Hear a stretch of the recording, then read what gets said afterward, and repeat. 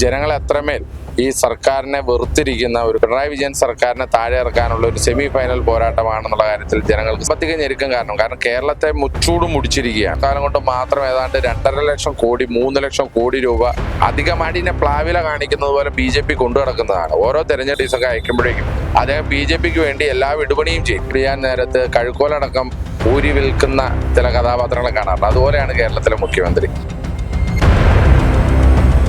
നമസ്കാരം. തദ്ദേശ സ്വയംഭരണ തെരഞ്ഞെടുപ്പിന്റെ ചൂടിങ്ങനെ ഓരോ ദിവസവും കൂടിക്കൊണ്ടിരിക്കുകയാണ്. ഇന്നിപ്പോൾ നമ്മളോടൊപ്പം ഉള്ളത് യൂത്ത് കോൺഗ്രസിന്റെ ദേശീയ സെക്രട്ടറി ആയിട്ടുള്ള അബിൻ വർക്കിയാണ്. അബിൻ വർക്കി UDFന്റെ സ്ഥാനാർത്ഥികൾക്ക് വേണ്ടി വീടുകളും അതുപോലെ തന്നെ കടകമ്പോളങ്ങളും കയറി വോട്ട് ചോദിക്കുന്ന തിരക്കിലാണ്.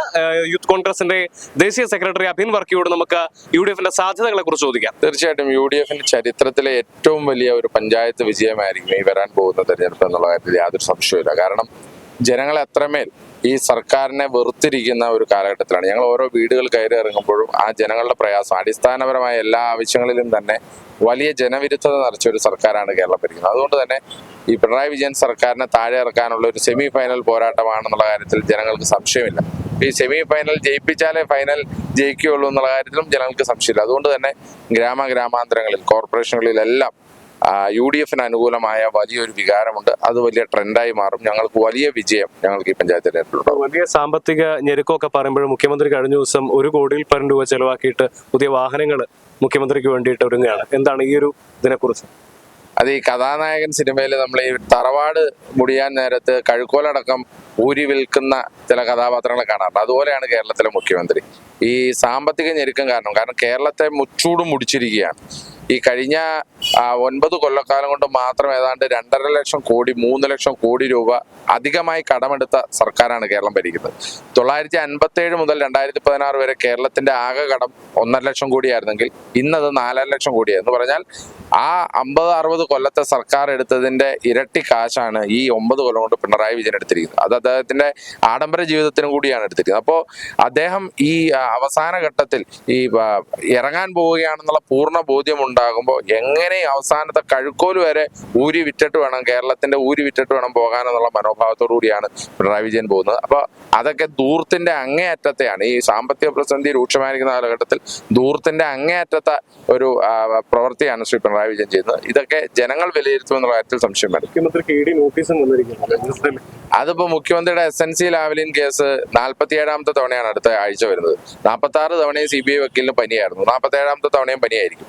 മകൾക്കെതിരെയുള്ള SFI അന്വേഷണം കോടതിയിൽ വന്നപ്പോൾ ജഡ്ജി അന്ന് ആ കേസ് എടുത്തില്ല. മകനെതിരെ ED നോട്ടീസ് കൊടുത്തു. മകൻ ഇതവരെ ചോദ്യം ചെയ്യലിന് വിധേയമായിട്ടില്ല.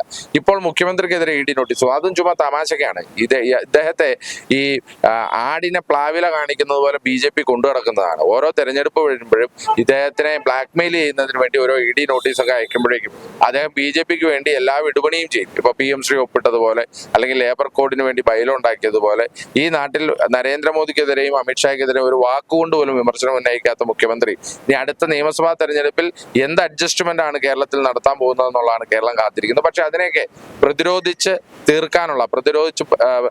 തോൽപ്പിക്കാനുള്ള ശക്തി കേരളത്തിലെ ജനതയ്ക്കുണ്ട്. UDFന്റെ സ്ഥാനാർത്ഥികൾക്ക് വേണ്ടി വളരെ സജീവമായിട്ട് രംഗത്തുണ്ട് അല്ലെ? ഇതിപ്പോ ദേശീയ സെക്രട്ടറി എന്നുള്ള നിലയ്ക്ക് കേരളം തന്നെയാണ് പ്രവർത്തന മേഖല. അല്ല, അങ്ങനെയല്ല. ഇത് ത്രിതല പഞ്ചായത്ത് തെരഞ്ഞെടുപ്പിനെ സംബന്ധിച്ചിടത്തോളം നമ്മുടെ നാട്ടിലെ പ്രവർത്തകരും നമ്മുടെ പ്രാദേശിക നേതാക്കന്മാരും ഒക്കെ വലിയ രീതിയിൽ തിരഞ്ഞെടുപ്പിൽ മത്സരിക്കുന്ന ഒരു അവസരമാണ്. അപ്പോൾ നമ്മളൊക്കെ അവര് കാരണമാണ് നമ്മൾ ഒക്കെ ഈ രാഷ്ട്രീയത്തിൽ നിൽക്കുന്നത്. അപ്പൊ അവരുടെ ഒരു ആവശ്യത്തിന് എപ്പോഴും ഏറ്റവും സജീവമായി നിൽക്കുക എന്നുള്ളത് ഏതൊരാളെ സംബന്ധിച്ചും അത് ഉത്തമമായ കടമയാണ്. പക്ഷെ ഈ തെരഞ്ഞെടുപ്പിന്റെ പ്രത്യേകത ഞങ്ങളുടെ പ്രധാനപ്പെട്ട നേതാക്കന്മാർ തന്നെയാണ് പഞ്ചായത്ത് തെരഞ്ഞെടുപ്പിലും കോർപ്പറേഷനിലൊക്കെ മത്സരിക്കാറുള്ളത്. ഇപ്പൊ ഇവിടുത്തെ സ്ഥാനാർത്ഥികളൊക്കെ തന്നെ യൂത്ത് കോൺഗ്രസിന്റെ സുധിനുണ്ട്, അൽപ്രബിയുണ്ട്, ഇവിടുത്തെ സോമേട്ടനുണ്ട്. ഇവരൊക്കെ തന്നെ യൂത്ത് കോൺഗ്രസിലൂടെ കടന്നു വന്ന് KSUലൂടെ കടന്നു വന്ന നേതാക്കന്മാരാണ്.